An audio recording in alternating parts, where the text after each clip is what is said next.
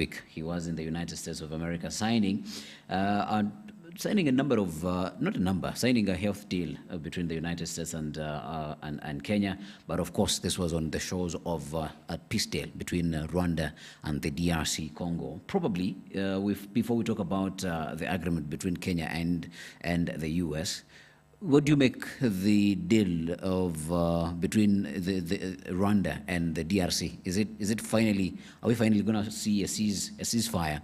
Even though the two heads of state, Paul Kagame and Tshisekedi, they had their undertones, but this deal brokered by Trump. Is it going to see the day of light? Yeah, you see, first of all, when the president went to William Ruto went to the US. Yeah. We're thinking the highlight was supposed to be that. But look at what is now the highlight. The highlight is more of data. Yeah. It tells you how very small things are the most important than the big things. Yeah. So in short, well, you know what's happening between Rwanda and DRC. Yeah. They have a few things they're dealing with. You know, there are so many Rwandese who are also Congolese. Yeah. And they're Congolese of Rwandese. So they have some original, let's say, overlap there in terms of human resource. At the same time is that the people, there's a belief that the Rwandan economy depends very highly on DRC. You know, Rwanda being a small country, they want to punch above their weight. Like you see, Singapore was a small country of 2 million people, but was controlling the global financial center of the world. Yeah. And you see now, why did Rwanda set up the global financial center? You see, DRC is very rich in minerals, so the connection in Dubai and all these things. So I'm sure they are fighting over some resource interest in DRC and the proximity as well. So they say that Rwanda cannot, DRC cannot be stable until they sort out this issue. But now America has become like a prefect. You see, normally when the prefect finds two people fighting, for example, if you knock my car on the road and we don't agree, the policeman comes to eat something on top of both of us, isn't it? So it will have been easier for Rwanda. I see what you did there. No, it will have been easier for Rwanda just to talk to DRC. Instead of bringing a prefect. But the big prefect now say, okay, you have gold, you have cobalt, you have this one, for you want this one. So give me this one, give me this one, give me that one, then you guys stay in peaceful. So America is going to oversee the peace between these two countries at their cost. You get me? So for me, that's where it does not look nice. But you see what's happening? Is it in the American interest that there's stability between these countries? No. American interest is American interest. Remember, we go back again. We shall use this again to discuss about the data protection. Trump said when he was being sworn in, America first. So what is the America first in this deal? When America says America first, anytime America does something, America comes first. That's what it means. It must be what is the American interest. Are you telling me America is doing charity to bring these people together? No, it's under the project called America First. So what is America gaining? You know, America is trying to realize that it has been the superpower. America being the superpower, China is rising, isn't it? It's challenging them. So how do you ensure that you do not lose your superpower position? By them controlling these two regions, which is very resource rich, because DRC has got $24 trillion worth of mineral resources. Now, if America can just get 10% of that, isn't it? How good are they? So we are looking at people trying to explore these resources. Soon you'll discover that American company will get a lot of rights to explore mineral resources from there. And how Rwanda is going to gain. So this is a deal not for the two of them. This is a deal for the prefect. Who has said America comes first.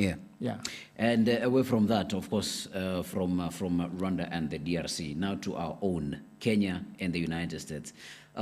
This year, or about last year, Kenya and the U.S. celebrated 60 years of cooperation. And wouldn't you tout this as a continuation of the relationship between Kenya and the United States? Of course, looking at the tumultuous relationship that Donald Trump and the United States has had with other African countries. Kenya is still looked at as a darling, but you say that there is all reasons not to be excited about this new deal. No, first and foremost, let me tell you why Kenya is interesting. There are two countries in Africa called anchor states. This is South Africa and Kenya. So when people say Kenya is a darling, Kenya must be a darling of anybody. Anybody that Kenya decides to work with is going to be more successful faster than any other. Yeah. That's the truth. Yeah. Because of the fact that we have access to the Indian Ocean. You see, if you look at Vasco da Gama's excavations, we can go to long stories. Yeah. Why do you think that even the European explorers found Kenya to be a strategic location? Kenya is advantageously geolocated. Yeah. It's a strategic location geographically. If you look at where Kenya is, it's a very strategic place. If you go to other places, South Africa, because of the Southern Cape.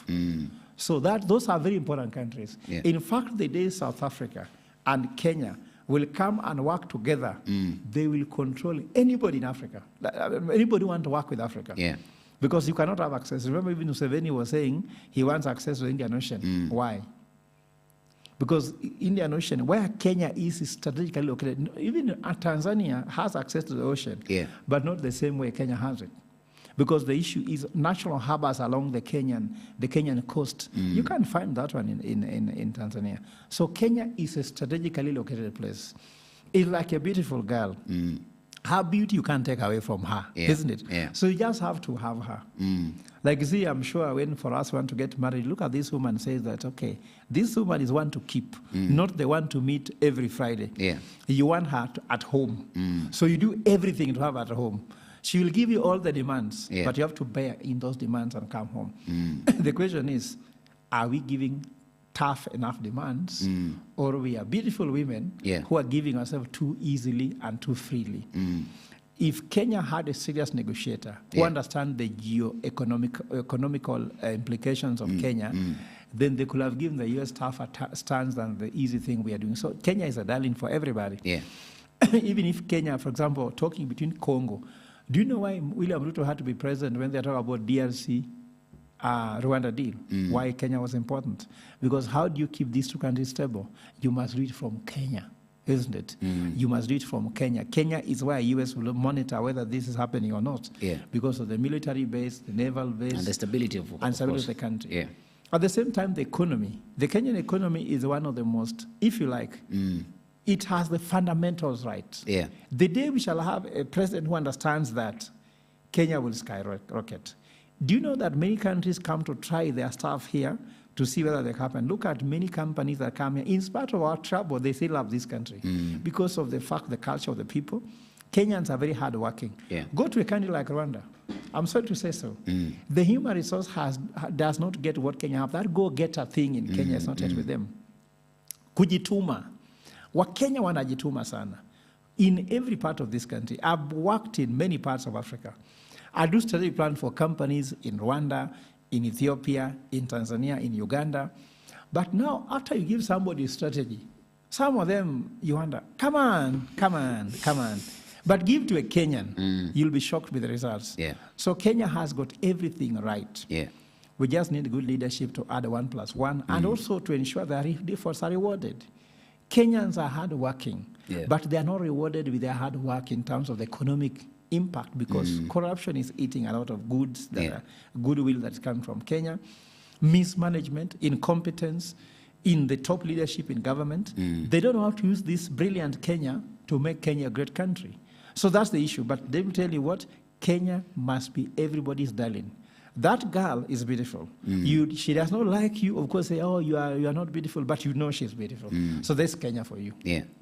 And after understanding why Kenya is integral in that relationship, let us break down this particular deal.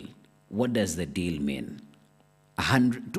Upwards of 200 billion injected into our healthcare system. What does the deal mean? Let's start from what Trump began. Yes. When Trump 1 was sworn in, he said America come first, isn't it? Then Trump 2, he had said that he's going to reduce the amount of money America is throwing at NGOs and the rest, isn't it? So first of all, you have to understand one thing between William Ruto and Donald Trump. They are very same. These guys are the same. They seem to have been cut from different clothes. Only that one part of the cloth was white, another one was black, isn't it? Yes. Another one was cut and went to America, another remained in Kenya. Look what they say. Don't you think that William Ruto and Trump have said similar things about themselves? Trump has said in America he's the best president in America ever, isn't it? Yeah. Without a lot of evidence, isn't it? William Ruto has said he's also the best president of Kenya ever. Do you think these men are different? No, they're very the same people. Also, they are very forceful about what they want, isn't it? Trump is very forceful. Trump is older, but very energetic as well, just like William Ruto. So energy, the forcefulness, isn't it? In time, almost to the point of having impunity. Like you see, when he cut off all the US aid, he's in court, isn't it?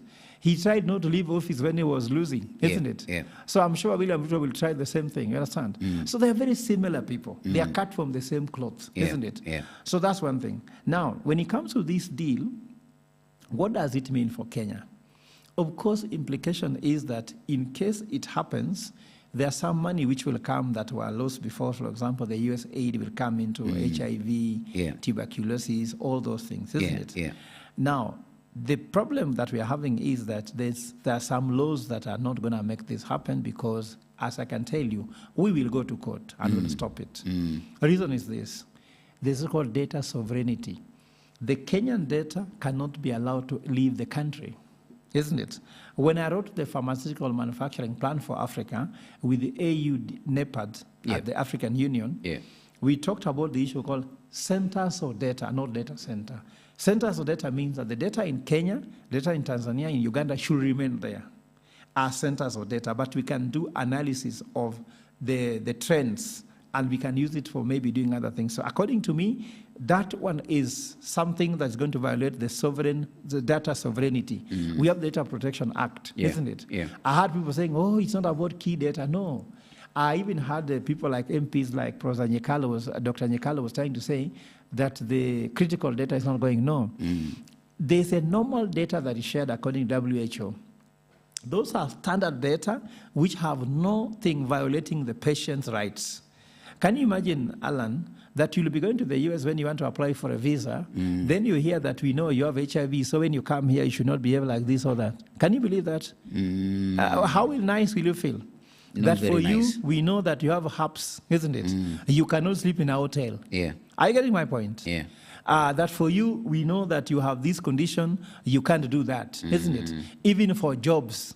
So I'm trying to say that for me is a violation of human rights. How much should we pay to violate your rights? I don't even see any amount. Whether it's 200 billion, whether it's 400 billion, whether it is 1 trillion, just do not violate somebody's right, because it means that the might is right, money. Money is more important than human dignity. Human dignity for me is more important than money. Because what is the value of a human life? What's the value of a human being? It is infinite in value. Whether it's one person, the value is infinite. So I don't see what you can trade human dignity for. I don't see. According to me, as a strategist, does the president only have this option? No. There are other options to cure the same issue without having to sell your rights. You understand me, Alan? If you want to have a child, isn't it? There are two ways to have it. One, get married and have a child the right way, isn't it? The other option is get a child in the bush, isn't it? You still have a child, isn't it? But you have the option of getting married, isn't it? And having a child in a family, in a wedding environment. That child will be a better child than a child in the bush. You get me? But that is neither here nor there. No, but I'm saying, should you have no option, understand? You know, in strategy, you talk about strategic options. Do you have an alternative? Yes, we have, isn't it? What's the alternative? We are stealing everything in this country. Right? We are stealing everything in this country. We are stealing 4 billion shillings per day. How long will it take us to get 200 billion and keep our dignity? Not a long period of time, not even 1 year. So we don't need that. We don't need it. I would agree if at all Kenya and the US were coming up with, let's say, a scientific project to have a breakthrough technology to revolutionize healthcare, where they'll share data from the US and Kenya. There's no reciprocity. You know, whenever you're entering a deal, there should be reciprocity. I am giving you access to the whole sovereign data of a country. What am I getting back? Is 200 billion enough to do that? No. In fact, there's no amount of money for that. What Kenya and the US could agree is to share data in a common, in what called in a common spot, whereby America is giving us their data, as we give them data and use scientific breakthrough. Did America tell you we are going to share data? How comes our data is the one going to the US? You get me? Yeah. So there's no reciprocity. You understand me? Yeah. So I find it a skewed one. It's skewed towards us. I find that we had no capacity to do that. Yeah. And I want to tell you where this problem originates from. Alan, I've studied this area, and actually I wrote the pharmaceutical manufacturing plan for Africa. With genomic data, which data of the genes of people living in Africa or in Kenya, America knows that the cradleland for humanity is in Kenya. It's in Rusinga Island. By getting the data of a Kenyan, you can use that data to develop breakthrough technologies for pharmaceutical companies in Africa. The big pharmaceutical companies in Africa are known, isn't it? They're the biggest pharmaceutical companies. The biggest are from the US. So they'll use this data to generate therapies and develop medicine, then sell to us. They will make 1 million times what we are giving. We are giving them. Yeah. 1 million times what they are giving us. Yeah. If they give you 200 billion, isn't it? How much the pharmaceutical companies make by just selling medicine to Kenya and Africa? So that's why you had Rubio saying, if 5 to 10 countries in Africa will do the same thing like Kenya, they'll be very happy because they'll have access to all this data from Africa. You can go to West Africa, you can go to South Africa, then you go to East Africa and West Africa. That's what they're aiming at. When they do that, they are going to control African data. Do you know when you control someone's data, you control that person? Absolutely. Alan, go to someone who knows about you. Can you speak? You can't. Do you know why men are always quiet where their wife is? Because your wife knows everything, even your weaknesses. Huwezi jisikia mbele ya bibi yako. Ndio maana men, when the wife around, they stay quiet, they stay humble.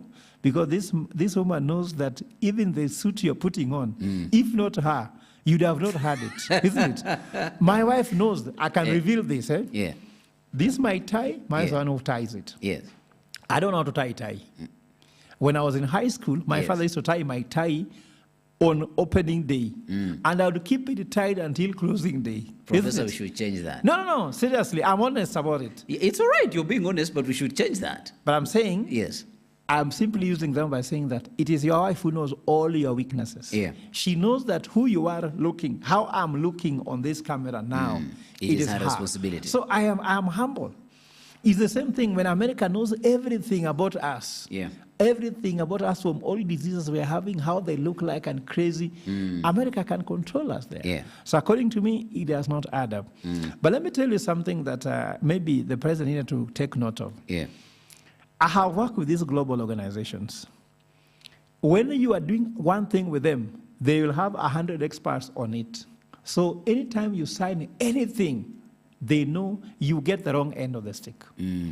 So any deal signed by American, we need to ask ourselves, Trump said America first. So what is America first here? And I can tell you, that deal, the president has gotten the wrong end of the stick, or if you like, the shorter end of the stick.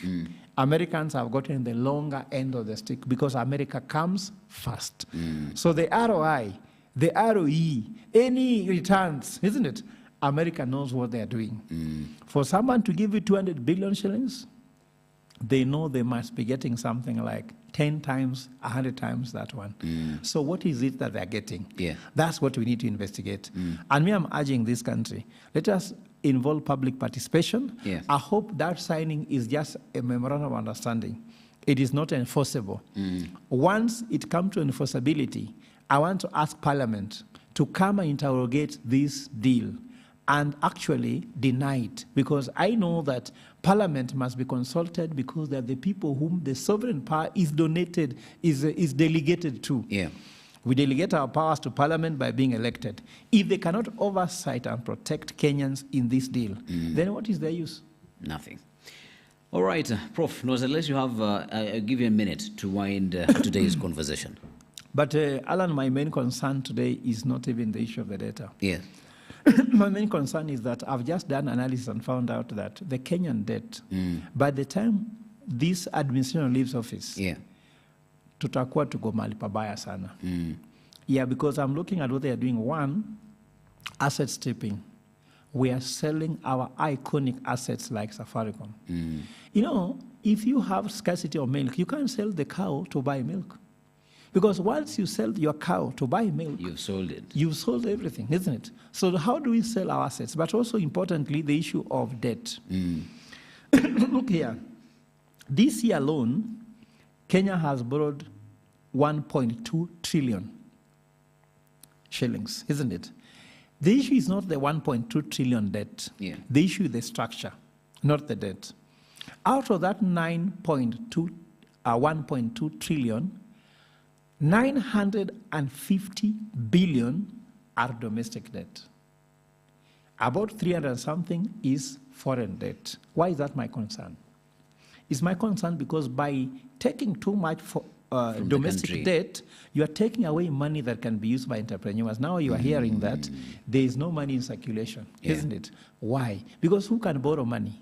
You go, someone cares between the government of Kenya and Alan. Who should be given money? Government of Kenya. There's no security, isn't it? They don't even know where you are born. But for us, we know where Treasury is. You understand? So that's one thing. The second part, which is more painful, is how do they get this money? They take this money from Treasury bills and Treasury bonds. Who buys those ones? Are rich people. So it means that the government of Kenya has got some rich people around them that lend money to the government, isn't it? Through Treasury bills and Treasury bonds, and then Kenyans are being taxed heavily to pay. So it's like stealing from Kenya indirectly. You pay taxes to pay these debts back to these rich people. The government takes this money from these rich people and do nothing with it because there's no development about it, there's no governance around it. So for me, this is the best way to legitimize crime in corruption and burden Kenya. So you are paying money in taxes, but this money is being paid to rich people. For example, if you buy Treasury bills, if you're a rich man, you're a billionaire, you buy a Treasury bill, Treasury bonds, that money goes to government.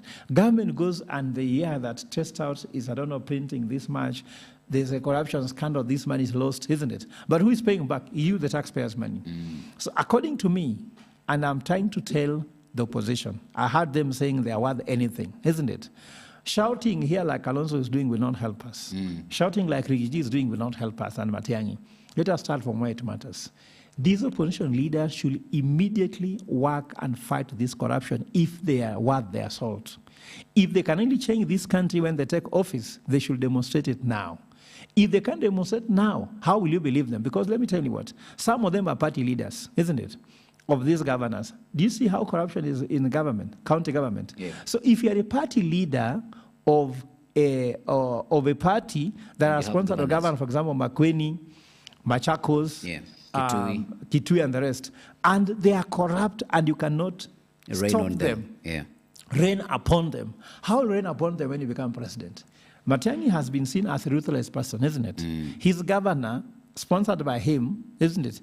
Nyaribo was impeached because of corruption in Kisii, in Nyamira, isn't it? Has he spoken about it? Has he dealt with that corruption? The moral issues around that governor who made him impeached by the MCS. So MCS actually could be doing better than Matiang'i. So we are hearing the no-nonsense. Show you are no-nonsense, but first of all, dealing with them. And that was actually the conversation I have with Raila Odinga. Raila Odinga, you believe in democracy. You believe very strong on accountability in government.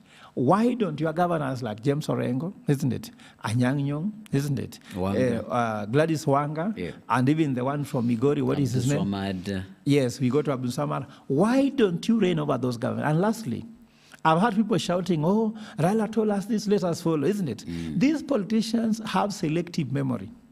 There is something Raila said that if at all they are honest, they should start with. Do you know that?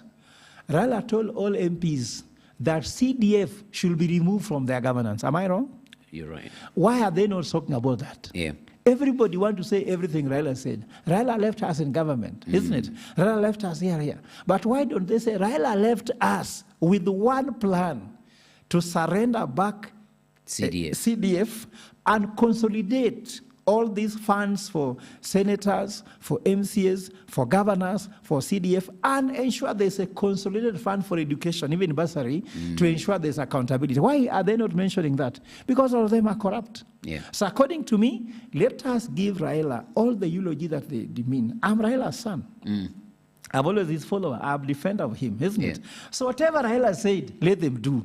Let them not pick and choose like supermarket. When you go to supermarket, you pick yogurt, or you can pick sausage, but you leave cashew nuts, isn't it? Sometimes it's about affordability. The things you leave, you can't afford. No, but here they can afford this. They can afford this, not expensive. So supermarket governance not needed, just like I'm a Catholic. I believe in the whole doctrine of the Catholic Church. I cannot have what you call Catholic supermarket Catholicism. I must not pick and choose what I want. If they believe in legacy of Raila Odinga, let them choose it in totality and ensure that whatever Raila left and said, they should do. If they don't want to do certain things, let them forget about everything that he said. Yes. All right. That sums up our conversation this morning and our breakfast show this morning. Let us see you tomorrow as we keep you up to speed with what is happening in the country. Being your host, Alan Hubbard, sign language interpreter, Wanjang Yede, and the fiery Professor Ogola. I hope